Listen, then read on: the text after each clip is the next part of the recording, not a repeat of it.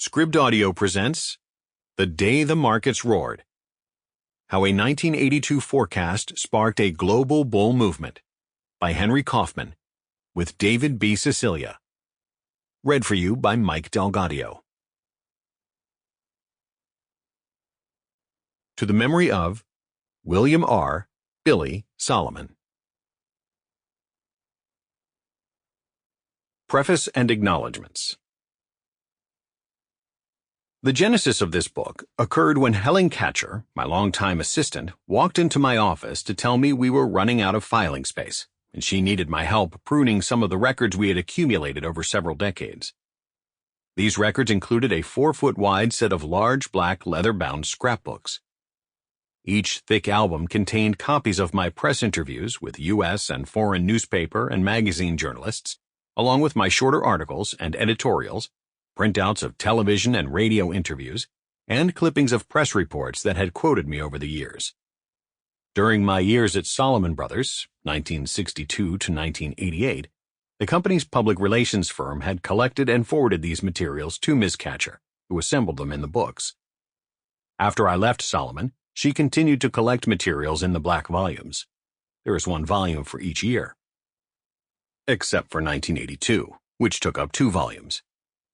In fact, one of the 2 1982 volumes is filled with press reports and other print media from just a few days in the middle of August 1982, the subject of this book.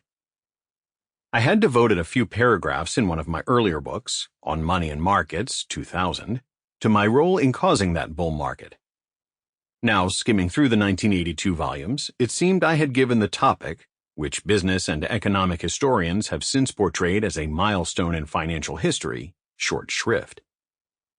I called David Sicilia, my editor for 3 of my previous books, to explore the idea of a book about August 17, 1982. He agreed that a narrative about a record-breaking day on Wall Street would make for a great story. But as a financial historian, he reminded me that readers would also need to understand the years-long backdrop to that historic day, as well as its aftermath, to fully grasp its causes and significance.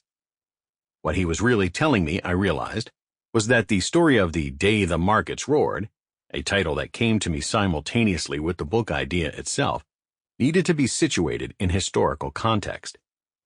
It was clear to me that to bring this book to fruition, I should write it in collaboration with David, and indeed his strong academic background as an associate professor of business, economic, and financial history at the University of Maryland proved to be extremely helpful in putting the events of mid-August 1982 in a proper perspective. Sample complete.